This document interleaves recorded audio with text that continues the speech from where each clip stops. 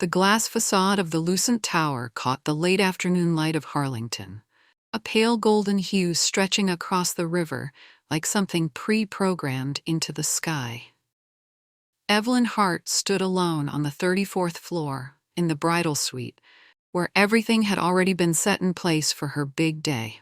White orchids draped over every table, silver ribbons cascading from the ceiling like reverse data streams. Still and quietly powerful. She was getting married, but what tightened in Evelyn's chest wasn't the thought of wearing a wedding gown, or even saying "I do." It was the fact that Scarlett was downstairs, smiling like today was her show. Scarlett Hart, her younger sister, 28, was Harlington's most prominent communications specialist, the face of at least 3 major summer brand campaigns. Scarlett always knew how to shine, not because she radiated light on her own, but because the spotlight always adjusted itself to follow her. And Evelyn, 31, was still the odd sister, the one who never quite fit into a room. No one in the family really knew what she did.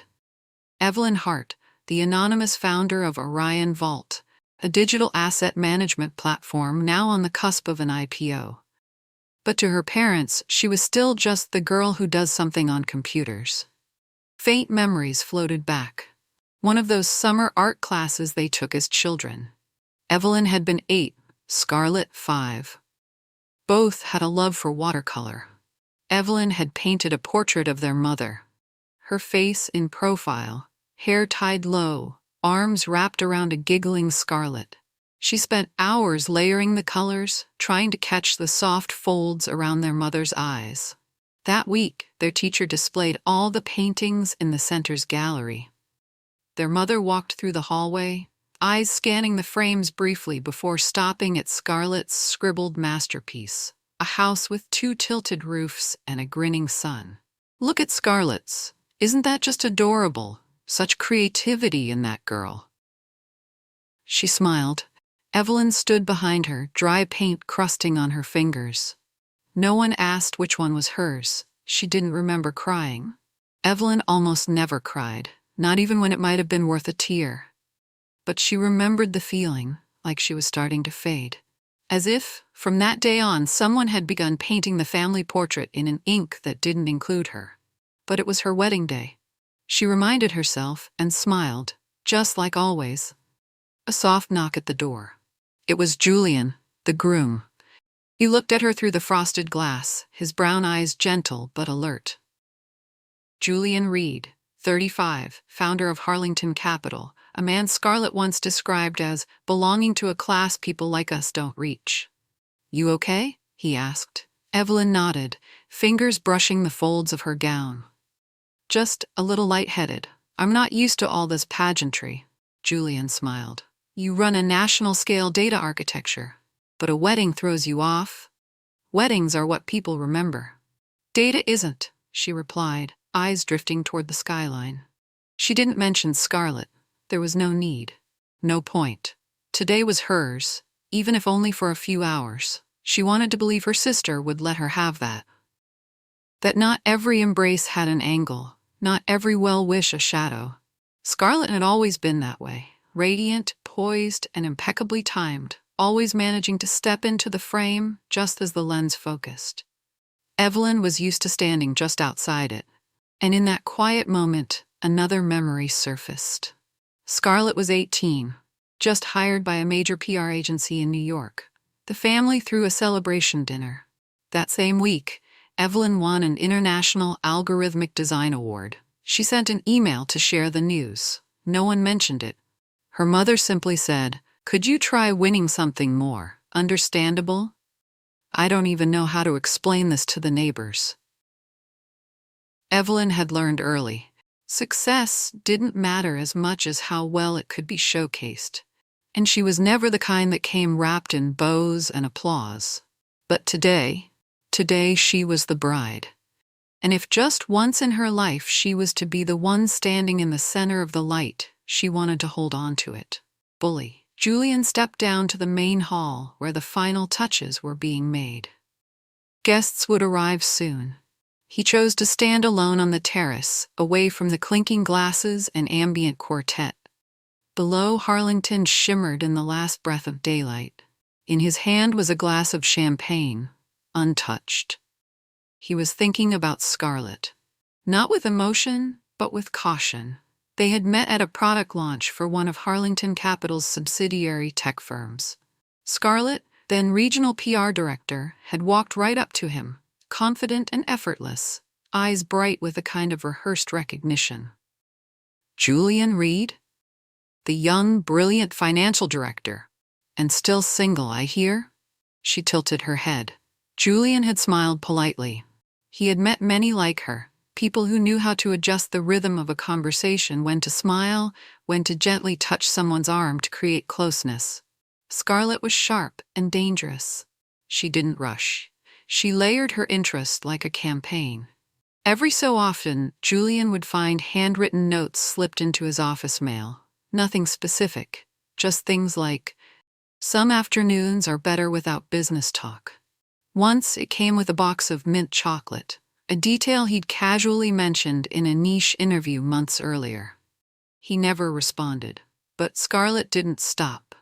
She started showing up coincidentally in the lobbies of buildings he worked at.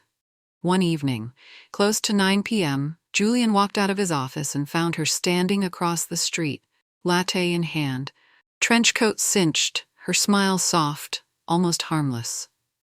"Knew I'd catch you here? Want to switch it up? There's a new jazz bar nearby. Quiet, decent Japanese whiskey." Julian raised an eyebrow. "You often invite CEOs out for late-night drinks?" "Only the ones who make me curious." It wasn't innocent flirtation. Scarlett knew how to craft intrigue, how to make people feel like they mattered more than they did. But Julian had read too many psychological charts to fall for that kind of manipulation. He didn't go that night. And after that, every time he saw Scarlett, something in his spine stiffened. He had no idea she was Evelyn's sister. They only found out during the first family dinner, a cozy affair at a lakeside restaurant. Scarlett walked in first. Her smile froze the moment she saw Evelyn sitting beside him. Julian went still. Scarlett took her seat, face composed. But Julian had caught the flicker in her eyes. Not surprise, but something sharper. Resentment, and maybe betrayal. Evelyn didn't notice. To her, Scarlett was just unusually quiet that evening. But Julian understood, and from that night he started paying closer attention. At Harlington Capital, a few department heads had quietly flagged Scarlett's strategic ambiguity, a diplomatic term for spin doctoring. Internal logs showed how she'd manipulated narratives, redirected blame onto partners, always with careful insulation. Nothing illegal, but certainly not clean. Julian never told Evelyn. He didn't want to poison the wedding with suspicion. But deep down, he knew. Scarlett wasn't someone who let go of what she thought should have been hers. And Evelyn, she still believed her sister was complicated, but not malicious. "She can be difficult, sure, but she's still my sister." Evelyn had said that once while picking out cake flavors. Julian hadn't argued. But that night he messaged his assistant. "I want monitoring on any media mentions related to Evelyn until the end of next week." "And Scarlett Hart?" He typed for a long moment, then replied, "She's a bridesmaid, not a friend." Back upstairs, Evelyn sat in front of the mirror. Scarlett stood behind her, adjusting the long veil cascading down her back. Her hands were deft, practiced, the same hands that once steered high-stakes press campaigns with a few carefully chosen words. The satin dress hugged Scarlett perfectly. Her skin glowed. A faint perfume lingered like a whispered reminder. Bridesmaid or not, she still knew how to take the room. "I remember the first time I saw Julian," Scarlett said casually like a passing thought. "He wore a charcoal turtleneck, looked like he stepped out of an old film." Evelyn laughed. "He's a little vintage." Scarlett met her eyes through the mirror. "Some things, if I'd known ahead of time, I wouldn't have let slip away." Evelyn turned. "What do you mean?" Scarlett tilted her head, smile soft but unreadable. "Nothing," she said. And in that moment, Evelyn didn't notice that the smile on Scarlett's lips wasn't entirely celebratory. All eyes turned toward the main aisle, where Evelyn was about to walk. Her white wedding gown moved with each step like soft ripples of silk-lit water. Lights danced along the fabric in delicate rhythms. She didn't look down, didn't look around. She only looked at Julian, standing at the far end of the aisle in a charcoal suit, his eyes the one steady thing that made her feel calm amid the crowd. Scarlett stood just right of the guest rows, in her place among the bridesmaids. Smoky lilac gown, bouquet in hand, face untouched by emotion. She smiled as Evelyn passed, dipping her head slightly. Evelyn responded with a reflexive nod. No one, not even the bride, noticed Scarlett slipping a small envelope from her bouquet, tucking it silently into her left palm. Evelyn passed the front row, where her parents sat among the honored guests. Mrs. Hart looked up, her eyes bright, not with tears but with something sharper, something more calculated. "Scarlett told me you'd talk to Julian about getting her transferred to headquarters," she whispered, her hand resting gently on Evelyn's wrist, part affection, part pressure. "Working under your husband at Harlington Capital would be so much more stable. Just mention it to him, will you?" Evelyn paused for a moment. Her face didn't change. "It's my wedding day, Mom," she said softly. "I know," her mother replied. "But surely you don't want your sister struggling overseas forever. She has potential. If she's in the right place, it reflects well on the whole family." Her father gave a subtle nod, as if the decision had already been made, somewhere else, long before. Evelyn smiled, the kind of smile she'd perfected since she was 12. The year Scarlett was chosen to represent the school at a national event, while Evelyn hadn't even made the shortlist. "I'll think about it," she said, and moved on. For the first time in her life, wearing a wedding gown, walking into a room filled with light, she still felt like the vehicle meant to deliver someone else's dream. Julian took her hand as she stepped onto the ceremony platform. They stood facing each other, surrounded by white orchids and golden afternoon light pouring in from tall windows. The officiant smiled, his voice low and steady. "A wedding is a surrender, an absolute trust that the one before us is our safe place in a world of chaos." Evelyn took a quiet breath. She felt like she was floating, not overwhelmed with joy, but wrapped in a calm she'd never truly known. Here in this sliver of time, there were no comparisons, no corrections, just her. And the man who had chosen her. The lights shifted, cameras began clicking. A soft thud echoed as a glass door closed somewhere behind them. A staff member adjusted the microphone. Everything seemed perfectly ordinary. But Julian had noticed. Scarlett was no longer standing where she had been. She had stepped to the side, gently removed something from her bouquet and placed it near a vase beside the podium. An envelope, neat, deliberately placed, just where everyone would see. Julian's eyes landed on it for a fraction of a second. He didn't react. He knew better. Reacting too soon to Scarlett was the fastest way to give her what she wanted. He turned to Evelyn, gently squeezing her hand, just enough to be read as tenderness. Evelyn smiled, unaware of anything being amiss. "If there is anyone here who knows of any reason why these two should not be joined in marriage," the officiant said, "speak now." A long pause. Even the air seemed to still. Evelyn glanced around, mildly confused by the silence, stretched a little too long. Then she looked back at Julian and saw only reassurance in his eyes. "Or forever hold your peace," the officiant concluded. A breath of relief passed through the crowd, a soft laugh from somewhere in the back. The tension eased, like a song that had just passed its highest note. Evelyn was just about to nod at the next line in the vows when, "Excuse me," a female voice broke in. Not loud, not rushed, but sharp enough to slice through the air. Scarlett stepped forward. The smile was gone, left hand holding the envelope, right hand lifting the mic. I know this is not the right moment, but there are truths, if left buried, that will ruin everything we're witnessing right now. Evelyn turned. Her heart dropped, like ice breaking underfoot. "My name is Scarlett Hart," she said, now facing the guests. "I'm the bride's sister, and I have reason to believe this marriage should not go forward." Julian didn't move. Evelyn took half a step back. The gown felt suddenly tight, constricting across her chest. All eyes shifted to Scarlett, as if the spotlight had quietly turned. Not a guest, not a witness, but a character no one had written into the script, who had memorized every line anyway. Scarlett stood in the center aisle, her hand clenched around the ivory envelope. Behind her, time seemed to freeze. Champagne glasses hung in midair, faces stiff with shock, and half-formed smiles lingered like echoes that didn't know where to go. Evelyn remained next to Julian. Her hand grew cold, even as the room stayed flooded in golden evening light.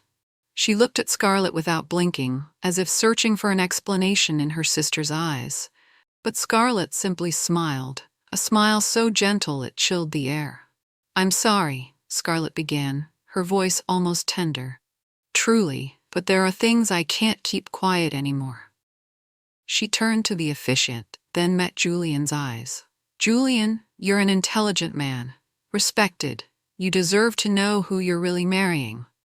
Julian didn't flinch. He only tilted his head slightly, his gaze sharpening, the way one might study a strategic report dressed up in silk. Scarlett raised the envelope, breaking the seal with slow deliberation. "Inside are transaction records tied to an account under Evelyn Hart's name.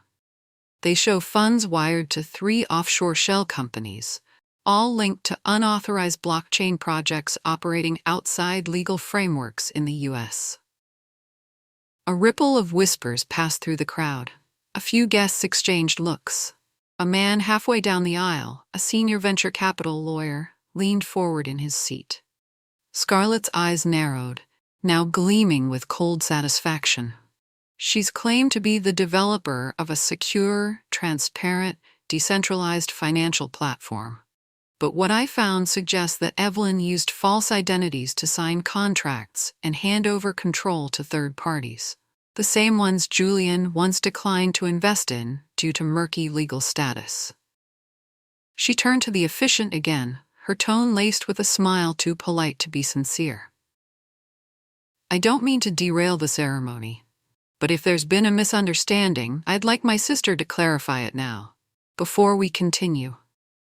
All eyes turned to Evelyn. She said nothing, not because she was afraid, but because silence had always been her armor, worn since childhood when every word she spoke was drowned out by applause for Scarlett. Julian tightened his grip on her hand, then stepped forward calmly. "Miss Scarlett," he said, his voice low but clear, "your data analysis is impressive, but unfortunately, this time, you've been shown exactly what someone wanted you to see." Scarlett faltered. Her face paled slightly. Julian reached into his suit pocket and pulled out a slim folder, neatly clipped.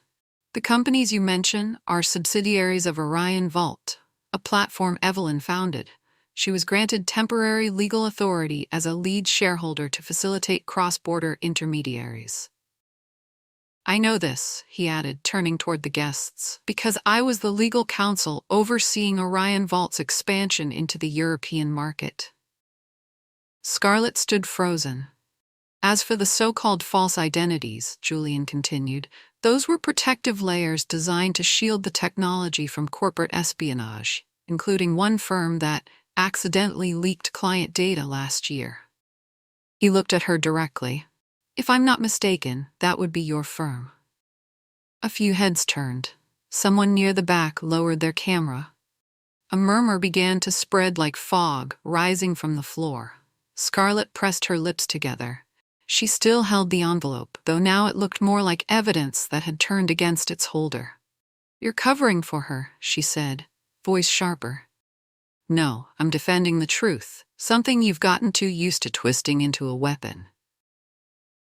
Evelyn still hadn't spoken.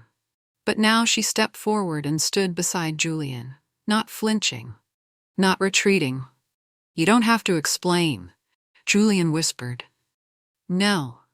Evelyn shook her head, eyes fixed on her sister. You want to hear it, don't you, Scarlett? Then I'll tell you everything. From the beginning. But you'd better be sure you're ready. Scarlett met her sister's gaze, and for the first time she was no longer the one shaping the air in the room. Evelyn stepped forward, now standing at the center of the aisle, the very spot where, not 10 minutes earlier, she had imagined only vows and a long, quiet kiss. Now, she faced Scarlett, 3 paces between them, but really, a lifetime apart. You were right about one thing, Evelyn began. Her voice wasn't loud, but it carried. Some truths shouldn't be hidden forever, and since you chose to begin this, I'll be the one to end it. Julian stepped back slightly, giving space not to his bride, but to the woman he had chosen to believe in. Evelyn turned to face the guests. I'm Evelyn Hart. Some of you may have heard my name in passing, just barely. I don't appear on magazine covers. I don't give TED Talks. I've never accepted an award with Scarlett smiling next to me. She smiled, not bitter, just cool, steady. But for the past 7 years, I've been the architect behind Orion Vault, a financial platform now licensed in over 14 countries. I didn't use my real name. Not because I was afraid, because I needed time. I needed silence to build something no one else could see. She paused. Outside, wind moved through the glass, catching the sheer veil behind her.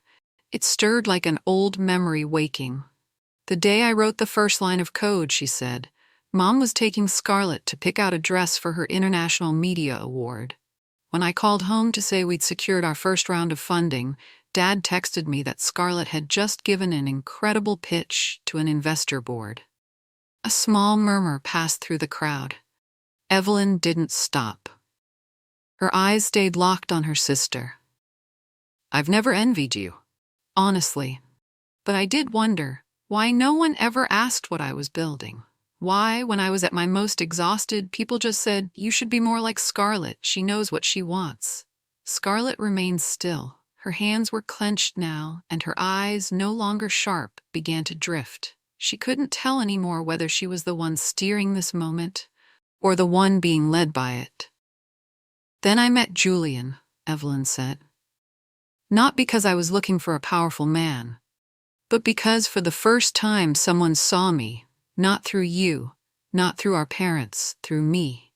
She looked toward Julian. He nodded, eyes never leaving hers. I don't need to defend my name, she said, because the truth, in the end, stands on its own. But today, I speak out because you need to know. You can't disguise envy as concern. You can't use words as weapons and call it care. And you absolutely cannot destroy someone simply because they've stepped into the place you thought belonged to you. Scarlett's breathing quickened. Her face cracked for the first time, the calm expression slipping just slightly. You think you're better than me? She asked, a hiss, lost in the hush of the room. No, Evelyn replied gently. I just think I'm strong enough now not to need to prove it anymore. Silence. Not awkward, not stunned, just full. Like the air itself was holding its breath. Julian stepped up beside her, taking her hand. You've done enough, he whispered. Let me take it from here. Scarlett looked at them, and for the first time, she had nothing left to say. The envelope still hung in her hand, but it was meaningless now. Just like the plan behind it. I think the ceremony can continue, Evelyn said, her voice even. The officiant looked at her, then at Julian. He nodded slowly. No one mentioned the letter. No one stepped forward. Everything seemed to settle back into place. But everyone in that room knew, from this moment on, no one would ever see Evelyn Hart the same way again. The music resumed. No longer the taut, classical string that had opened the ceremony, but something softer, familiar, and almost warm. The room slowly came back to life, like a storm had just passed, and everyone was still learning how to breathe normally again. Evelyn and Julian exchanged their vows in the fading glow of the late afternoon. When they said I do, there was no applause, only silent nods all around. A quiet acknowledgement, not just of their love, but of the quiet woman who had just stepped out of someone else's shadow. Scarlett stayed. She didn't walk out after her failure. She didn't cry. She didn't lash out. She simply moved to the last row, like a character whose role had been rewritten mid-scene. But her eyes never left the stage. When the guests stood, drifting toward the reception room, Scarlett rose too. But instead of following, she slipped through a side path and quietly pulled out her phone. Subject: whistleblower tip. Potential fraud in Orion Vault's international transactions. To a financial journalist she'd once collaborated with during a viral PR takedown campaign. Body: brief, attached with a few ambiguous documents. Nothing outright false, but suggestive enough if pulled out of context. Scarlett hit send. She looked up and saw Julian watching her. Not surprised, not angry, just the gaze of someone who had already anticipated every move. Inside the reception hall, Evelyn stood in the center of a circle of congratulations. Mrs. Hart leaned in and whispered, "I didn't know you had it in you." Evelyn didn't reply, because it wasn't clear whether that was pride or a late confession. Julian stepped in. "She just said something to the press," he said quietly. "My guess, it'll hit in a few hours." "I know," Evelyn replied. "Do you want me to handle it?" "No, let me." Evelyn stepped out of the circle and walked toward the glass doors where Scarlett stood alone. They looked at each other. No more pretending left. "You haven't won," Scarlett said, her voice low but razor-sharp. "You've only bought yourself a day." "I didn't come here to win," Evelyn replied. "But if you insist on turning everything into a war, then I won't retreat either. I don't need your forgiveness." "I know," Evelyn said, "because you never asked for it." They stood in silence. "You could start over," Evelyn offered, voice no longer angry, just tired in a deeply human way. "All you have to do is stop playing the victim in your own story." Scarlett looked away. "You don't understand." "No," Evelyn said, shaking her head. "I understand more than you think." She reached out, resting her hand lightly on Scarlett's phone, just enough to stop it. "That message won't destroy me, but it could be the end of you." "Is that your threat?" "No," Evelyn said, her voice softening. "It's the only choice you have left, when you've refused all the others." Scarlett didn't respond. She only looked down. And in that moment, for the first time, Evelyn no longer saw a defiant rival, but someone lost. Utterly lost. She turned and walked away without another word. And this time, Scarlett didn't stop her. 3 a.m. Evelyn's phone buzzed in the dim glow of the bedside lamp. Julian was still asleep, one arm resting over hers like he was holding something fragile. She gently slipped away, walked into the living room, and opened the laptop she had left waiting on the table. The headline appeared, "Founder of Orion Vault, suspected of illicit overseas transactions." No byline, no source citations. But the article spread quickly. It hit all the public's most vulnerable nerves. The silent genius. The ambiguous empire. The story behind the curtain that no one had quite pulled back. Evelyn read every word. Nothing in it was completely false. Just half-truths, stacked and angled with precision, like a portrait warped on purpose. She wasn't afraid. She was just tired. "It'll be viral by morning?" came Julian's voice behind her. Hair tousled, still in his gray silk pajamas, he stepped beside her and skimmed the screen. "You don't have to face this yourself. I can call legal now." "No need," Evelyn said quietly. "I'm already ready." She opened another folder. Inside, a full internal communications plan, drafted emails, cross-referenced financial disclosures, and links to independent audit reports from 3 international firms. "You expected this?" "It wasn't if," Evelyn replied, eyes steady. "It was when." Scarlett was never one to let go. 7 a.m., Orion Vault HQ, Harlington. Catherine, the COO, was already in, tablet in hand, sipping black coffee. Core staff had been summoned in ahead of schedule. Evelyn entered, her hair neatly pinned, crisp white blouse, no jewelry. She didn't look like a bride from the night before. She looked like she'd never left the strategy floor. "There's no legal weight behind the article yet," Catherine said. But it's doing exactly what it was meant to, planting doubt. Evelyn nodded. Send the full disclosure packet to Tier 1 partners. Publish our official statement by 9 a.m. No rebuttals. Just facts, no defensiveness, only verification. Catherine smirked. Cold and clean, just like always. Evelyn turned to another assistant. Prep the media brief. I'll speak to them myself at noon. 11 a.m., outside Orion Vault headquarters. A few journalists had gathered, some from inside the industry. The ones who had always raised eyebrows at Evelyn's silence now waited to see if the story was real. Evelyn stepped out. No flowers, no branded backdrops, no microphones bearing logos. Just her, unblinking, and a thin folder in hand. I'll say this once, she began. The article published this morning is a blend of partial truths and incorrect conclusions. I'm not filing a lawsuit because I won't feed the idea that we're afraid of transparency. I'll just give you the numbers. She opened the folder and held it up. Inside, audited financials, cross-border licensing agreements, confirmations from EU financial authorities.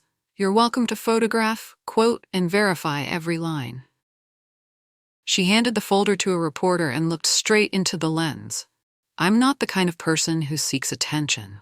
I built Orion Vault so others could feel secure about their assets, not so they'd believe in me. But if my silence has been misunderstood, let me be clear, I have nothing to hide. Silence. Then a senior reporter nodded and turned to her colleague. We'll need to change the headline. Back inside her office, Evelyn sank into the deep brown leather chair. A framed wedding photo still leaned, unmounted, against the wall. Her phone lit up on the desk. A message from Scarlett. You really did win. Evelyn stared at it, typed slowly. No, you lost the moment you chose to weaponize a lie. For the first time, there was no reply from Scarlett. She set the phone down and leaned back in her chair. Outside, the sky was still gray, but beneath the clouds, the city was starting to shine again. 1 week after the wedding, Evelyn stood alone on the rooftop of Orion Vault. The early morning wind brushed her hair, carrying the damp scent of mist and the faint sting of cold steel from the antennae surrounding her. Harlington never slept long, but at this hour, it only whispered. A plain white blouse, black trousers, low heels, nothing like the image people usually conjured of a powerful woman. But Evelyn had never dressed to be seen as someone else. She only wanted to exist, without needing permission. The Finance Journal retracted the article Catherine had said on the phone that morning. They published a new one. Headline, Silence Isn't Suspicion.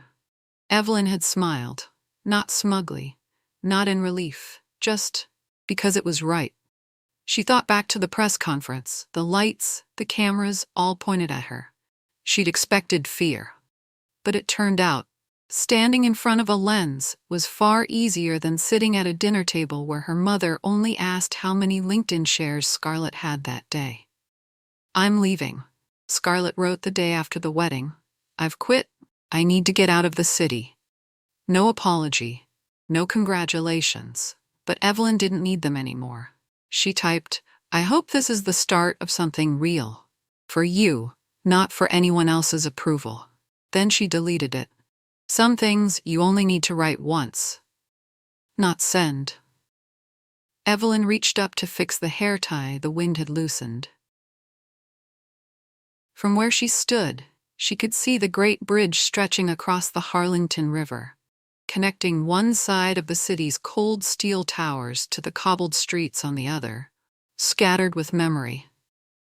No one will be waiting for you on the other side, she'd once told herself when she launched Orion Vault, when she turned down venture capital because they wanted someone else's name on her work. But now, she didn't need anyone to wait. She had already crossed. That night, she and Julian ate a late dinner in the small kitchen of their new apartment.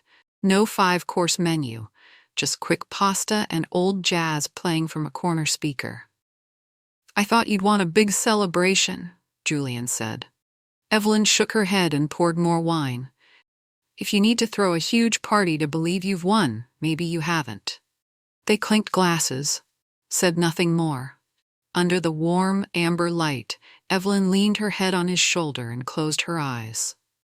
In that moment, she wasn't a CEO, wasn't a big sister, wasn't a victim, wasn't a victor. She was just Evelyn, a woman, a free one, and that was all she'd ever wanted to be. From the time she stood at 12 years old beside a watercolor painting of her mother holding her smiling little sister, to this moment now, when the whole city knew her name, without needing anyone else to say it first.